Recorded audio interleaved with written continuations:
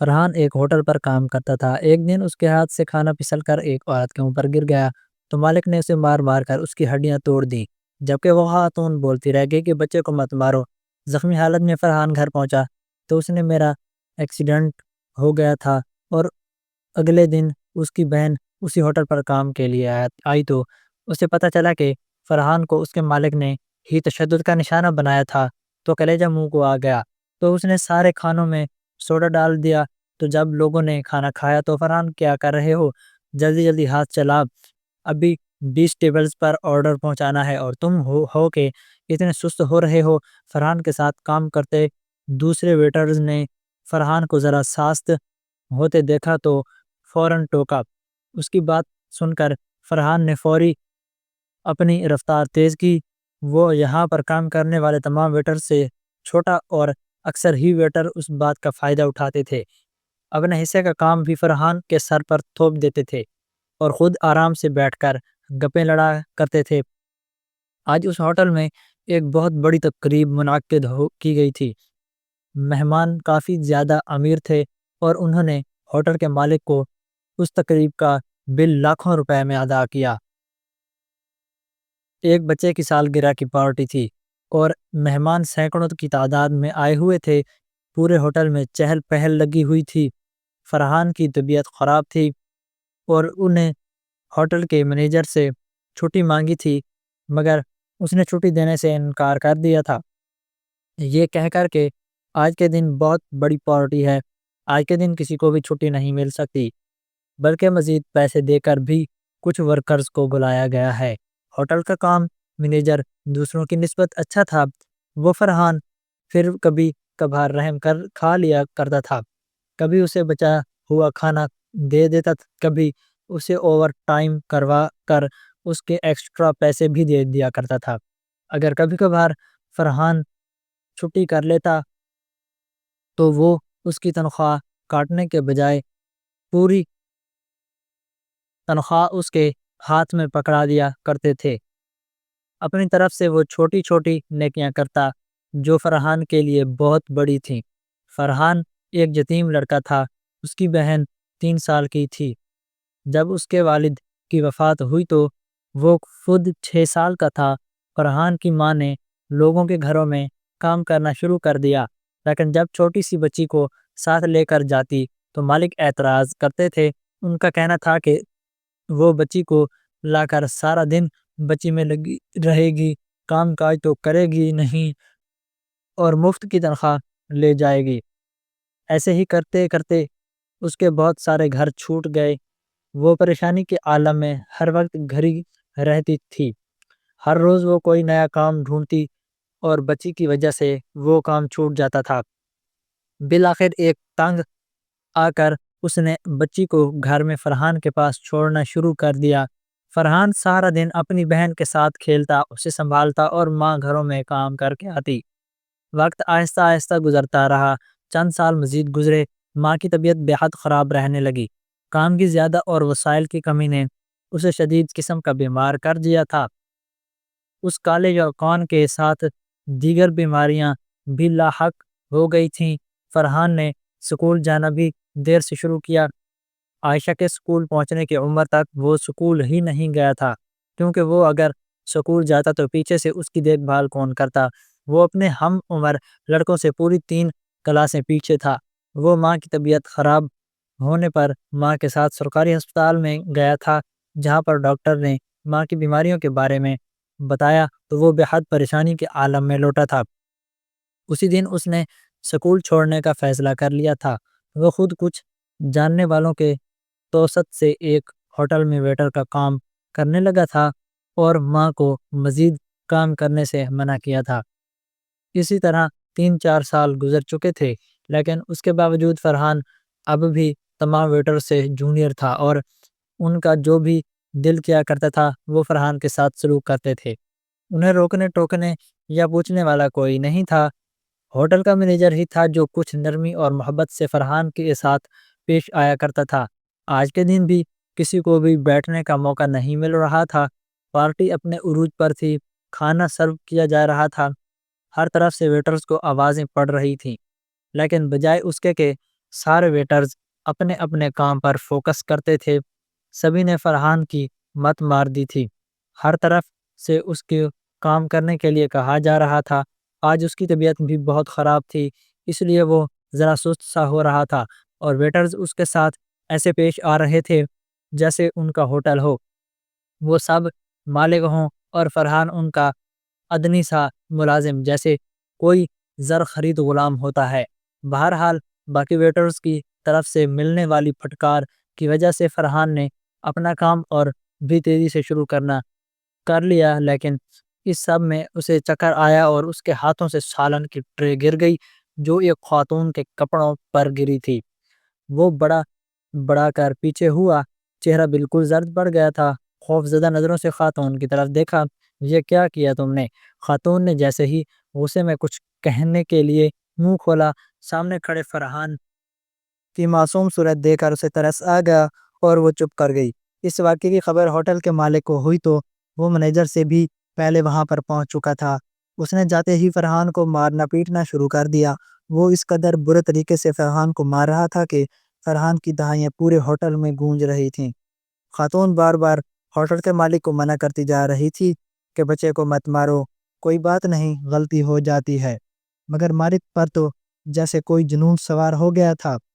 اس نے مار مار کر فرحان کا حشر بگاڑ دیا تھا۔ فرحان نے اسی زخمی حالت میں اس خاتون سے معافی مانگی، ہوٹل کے مالک سے معافی مانگی اور اپنے گھر کے لیے روانہ ہوا۔ وہ خاتون اس کو بچانا چاہ رہی تھی۔ اس کے چہرے کے آثار بتا رہے تھے کہ اسے یہ سب کچھ اچھا نہیں لگا، مگر اس کے مہمان وہاں پر بہت زیادہ تھے۔ ان سب نے خاتون کو گھیر لیا اور فرحان اس کی نظروں سے اوجھل ہوتا چلا گیا۔ فرحان کا جسم زخموں سے چور ہو رہا تھا۔ وہ گھر پہنچا تو عائشہ فرحان کی ایسی حالت دیکھ کر بہت پریشان ہو گئی تھی۔ تب فرحان نے اسے جھوٹ کہہ دیا کہ آج میری طبیعت خراب تھی۔ وہ ہوٹل سے جلدی چھٹی لے کر گھر آنے کے لیے نکل آیا تھا، لیکن راستے میں شدید قسم کا ایکسیڈنٹ ہو گیا۔ اسی کے نتیجے میں چوٹیں لگی ہیں۔ اس کی ماں نے یہ بات سنی تو بے اختیار رونے لگی اور کہنے لگی، میرے بچے، میں نے تمہیں کہا بھی تھا میں گھر میں کام کر لوں گی اور گھر کا خرچ کسی بھی طرح چلا لوں گی۔ تمہیں ابھی سے روزگاری کے سلسلے میں پریشان ہونے کی ضرورت نہیں ہے، لیکن تم نے میری ایک نہیں سنی اور دیکھو کیسے خود کو چوٹ لگوا لی ہے۔ کاش میں تم دونوں کا پیٹ بھر سکتی، گھر میں ہی بٹھا کر کھانا کھلا سکتی، میرے پاس اتنے وسائل ہوئے پریشان نہیں ہونے دیتی۔ ماں برے طریقے سے رو رہی تھی۔ فرحان کا اپنا دل بھر آیا۔ ماں اپنی مجبوریوں کو رو رہی تھی، جبکہ فرحان آج پڑنے والے مار کے بعد شدید ہی افسردہ تھا۔ اس نے کسی طریقے سے ماں کو چپ کروایا، عائشہ کو ماں کا خیال رکھنے کے لیے کہا اور سرکاری ہسپتال میں جا کر اپنے زخموں کی پٹی بھی کروا لی، تاکہ درد کے ٹیکے وغیرہ بھی لگوا لیے تھے۔ لیکن چوٹوں سے اٹھنے والی تکلیف کی وجہ سے وہ صبح تک شدید بخار میں مبتلا ہو چکا اور اس بخار کے ساتھ ساتھ کام پر جانا چاہ رہا تھا، لیکن عائشہ نے اسے روک دیا۔ کہنے لگی، بھائی آپ کام پر نہ جائیے، ایک دن کی چھٹی کر لیجئے، آپ کو بہت بخار ہے، آپ نے کل بھی طبیعت خراب تھی کے باوجود چھٹی نہیں کی تھی اور اس کا نتیجہ دیکھ لیجئے۔ عائشہ رونے لگی تو وہ بے بس ہو گیا۔ عائشہ کی آنکھوں میں آنسو کبھی بھی نہیں دیکھ سکتا تھا۔ اگر میں نے چھٹی کی تو وہ مجھے کام سے نکال دیں گے۔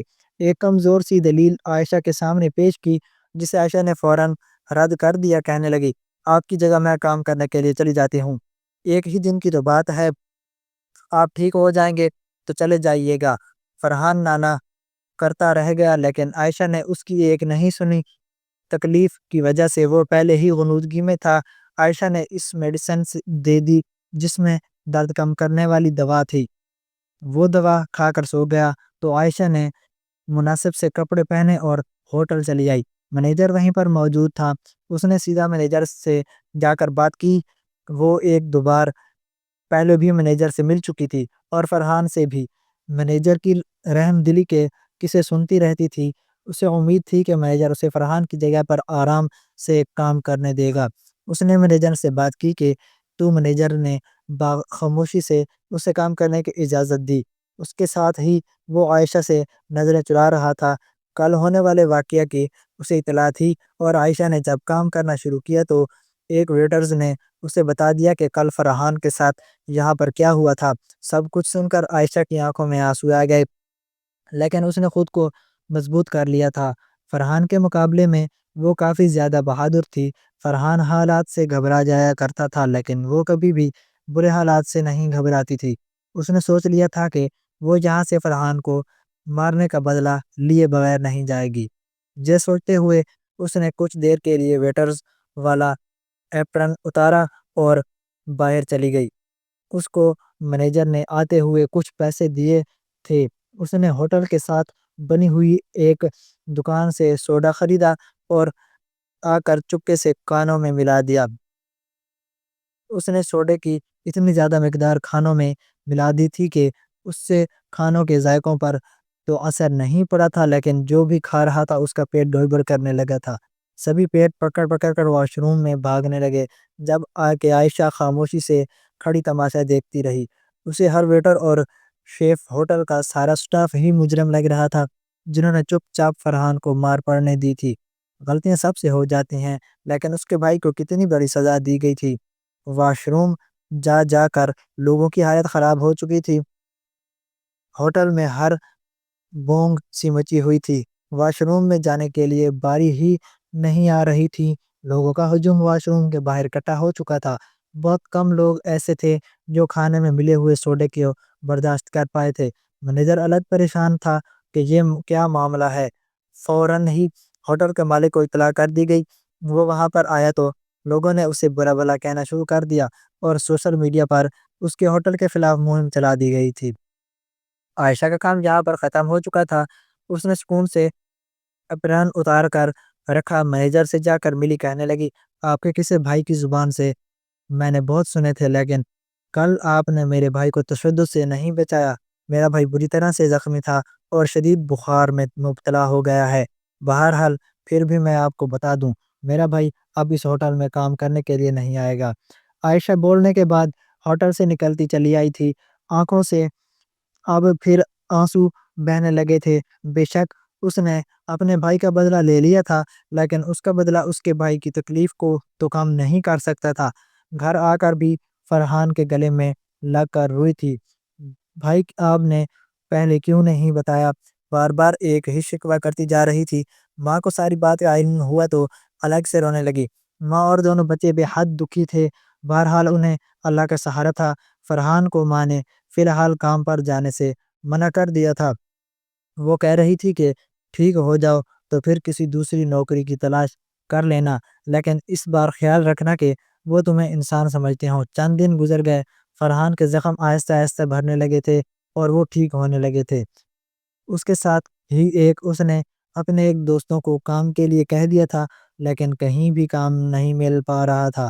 فرحان نے سوچ لیا تھا کہ وہ دوبارہ سے ہوٹل کے مینیجر کے پاس جائے گا اور اس کی منت کرے گا، اسے کام واپس دے دیا جائے، لیکن یہ سب کرنے کی نوبت پیش نہ آئی۔ ایک دن دروازے پر دستک ہوئی۔ عائشہ نے جا کر دروازہ کھولا تو سامنے کوئی خاتون کھڑی ہوئی تھی۔ وہ اس خاتون کو ہرگز بھی نہیں پہچانتی تھی۔ اس نے سلام کیا اور کہنے لگی، کیا فرحان یہیں پر رہتا ہے جو فلاں ہوٹل میں ویٹر کا کام کرتا ہے؟ عائشہ نے اس بات میں سر ہلا دیا اور کہنے لگی، جی ہاں، فرحان یہیں پر رہتے ہیں، لیکن آپ کو کیا کام ہے؟ اب وہ ایک لمحے کے لیے ڈر بھی گئی تھی کہ کہیں اسے یہ بات معلوم ہو گئی کہ اسی نے کھانے میں سوڈا ملایا تھا۔ اس خاتون نے عائشہ سے اندر آنے کی اجازت مانگی تو عائشہ نے ایک طرف ہوتے ہوئے راستہ دے دیا، جبکہ اس کا رنگ زرد پڑ چکا تھا۔ دھیرے دھیرے سے آگے بڑھی تو عائشہ کی ماں اور فرحان بھی سامنے آ گئے تھے۔ فرحان نے تو اس خاتون کو دیکھتے ہی فوراً پہچان لیا تھا۔ سوری میڈم، میں اس دن آپ سے معافی نہیں مانگ سکا۔ اصل میں نے سر نے مجھے اتنا مارنا شروع کر دیا تھا کہ مجھے آپ سے معافی مانگنے کا موقع ہی نہیں مل سکا۔ فرحان نے شرمندہ سے لہجے میں کہا۔ فرحان کی ماں نے اس خاتون کو بیٹھنے کے لیے کہا۔ وہ ابھی تک نہیں سمجھ پائی تھی کہ یہ کیا ہو رہا تھا، لیکن عائشہ کو سمجھ آ گئی تھی۔ وہ اب فرحان کے ساتھ ہی کھڑی آ کر ہو گئی تھی اور کڑی نظروں سے اس خاتون کی طرف دیکھ رہی تھی۔ اسے لگ رہا تھا کہ اس دن ساری غلطی اس خاتون کی ہوگی، اسی نے برا بھلا کہا ہوگا اور شور کیا ہوگا، تبھی ہوٹل کے مالک نے فرحان کو اتنا مارا ہے۔ حالانکہ سچ اس کے الٹ تھا۔ وہ خاتون کہنے لگی کہ معاف کرنا بیٹا، اس دن میں نے ہوٹل کے مالک کو بہت کہا تھا کہ وہ تمہیں چھوڑ دے، کچھ نہ کہے، لیکن اس نے میری ایک نہ ہی سنی اور تمہیں سب کے سامنے پیٹ ڈالا۔ ہوٹل اس کی ملکیت تھی اور تم اسی کے ملازم تھے، اسی لیے میں کچھ نہیں کر سکتی تھی، لیکن آج میں تمہاری اسی مار کا مداوع کرنے کے لیے آئی ہوں، اس عورت نے کہا۔ فرحان خاموشی سے اس کے منہ کی طرف دیکھنے لگا۔ یہ عورت کیا مداوع کر سکتی تھی؟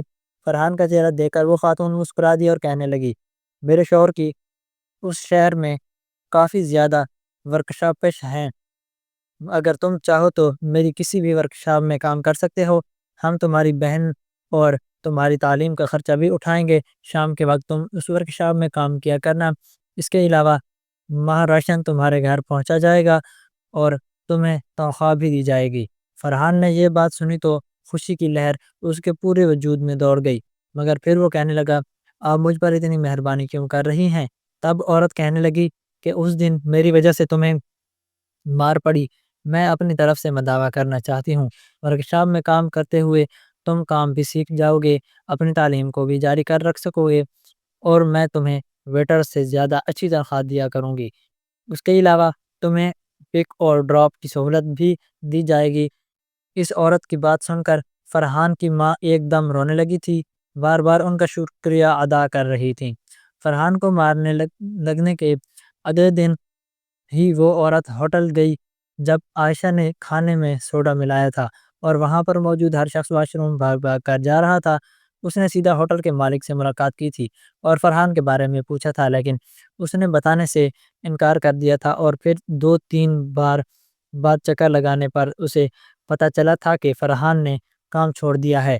مجھے لگتا تھا کہ اب فرحان کو تلاش کرنا تقریباً ناممکن ہی ہو جائے گا، کیونکہ ہوٹل سے وہ اس کے بارے میں معلومات نہیں نکلوا سکتی تھی اور اس کو اندر ہی اندر یہ افسوس بھی کھائے جا رہا تھا کہ اس کی وجہ سے ایک معصوم بچے کو اتنی مار پڑی تھی۔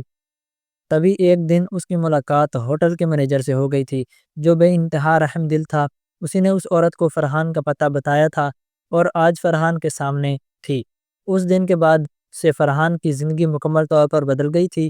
وہ شام میں 4 گھنٹے ورکشاپ پر کام کیا کرتا تھا، رات کو آ کر پڑھائی کرتا اور دن میں اسکول جایا کرتا تھا، اور عائشہ ایک اچھے اسکول میں پڑھنے لگی تھی جس کا سارا خرچہ وہ خاتون اٹھا رہی تھی۔ C C T V footage hotel کے نکالی گئی تھیں، اس میں عائشہ کھانے میں سوڈا ملاتی ہوئی صاف دکھائی دی تھی، لیکن مینیجر نے وہ فوٹیج چھپا دی تھی۔ نہ صرف فوٹیج چھپائی تھیں بلکہ دوسری فوٹیج کو ایڈٹ کروانے کے بعد بدل بھی دیا تھا تاکہ ہوٹل کے مالک کو کسی قسم کا شک نہ ہو اور کوئی بلا وجہ نوکری سے بھی نہ جائے۔ اس دن کے واقعے کے بعد ہوٹل کا معیار گرتا چلا گیا تھا اور اب وہاں پر گاہک نہ ہونے کے برابر ہوتے تھے۔ یہ تو شکر تھا کہ کسی نے قانونی طور پر کارروائی نہیں کی تھی، ورنہ اب تک یہ ہوٹل سیل ہو چکا ہوتا۔ مینیجر صاحب کچھ جاننے کے باوجود انجان بن گیا تھا اور مالک سے ڈانٹ بھی کھا لی تھی، مگر اپنی زبان نہیں کھولی تھی، اور تھوڑے عرصے بعد مینیجر کو ایک بہتر نوکری ملی تو اس نے بھی وہاں سے نوکری چھوڑ دی تھی۔ اب وہ بھی فرحان سے اکثر اوقات ہی ملاقات کرتا تھا اور فرحان کی بدلتی ہوئی زندگی کو دیکھ کر بہت خوش تھا۔ فرحان جانتا تھا کہ مینیجر کے اس پر لاکھوں احسانات ہیں، اس لیے اس نے کبھی بھی مینیجر سے کسی قسم کے شکوے کا اظہار نہیں کیا۔ البتہ چھوٹی عائشہ ہر وقت خائف سی نظر آتی تھی اور مینیجر یہ دیکھ کر مسکرا دیا کرتا تھا۔ فرحان، ہوٹل کا مینیجر اور وہ خاتون سب لوگ ایک فیملی کی طرح تھے، ایک دوسرے کے دکھ میں سکھ میں شریک ہوتے تھے اور بنا وجہ کبھی ایک دوسرے کا حال حوال دریافت کرنے کے لیے ایک دوسرے کے گھر آنے جانے لگے تھے۔ عائشہ بہت دیر تک ہوٹل کے مینیجر سے اپنی ناراضگی برقرار نہیں رکھ سکتی تھی۔ زندگی بہت ساری ٹھوکریں کھانے کے بعد اپنے معمول پر آ گئی تھی، مگر چھوٹے ہونے کے باوجود عائشہ نے فرحان کو یہ سبق دے دیا تھا کہ ظلم کو برداشت کرتے رہنا کوئی بہادری کی بات نہیں ہوتی، بلکہ یہ ایک حماقت ہے۔ اگر ہم چپ چاپ ظلم برداشت کرتے ہیں تبھی ظلم کو فروغ ملتا ہے۔ اگر پہلے دن سے ہی ظلم کی مخالفت کی جائے تو نہ صرف ہم خود اس ظلم سے بچتے ہیں بلکہ آنے والے لوگوں کے لیے بھی راستے آسان کرتے ہیں۔ اس کے برعکس اگر ہم خاموشی سے ظلم برداشت کرتے ہیں تو صرف اپنی جان پر ظلم نہیں کرتے بلکہ آنے والے لوگوں کے لیے بھی بہت ساری مشکلات پیدا کرنے کا سبب بن جاتے ہیں۔ دوستو، شعیب سٹوریز کی کہانی آپ کو کیسی لگی؟ یہ میری اپنی لکھی ہوئی ہے۔ اللہ حافظ۔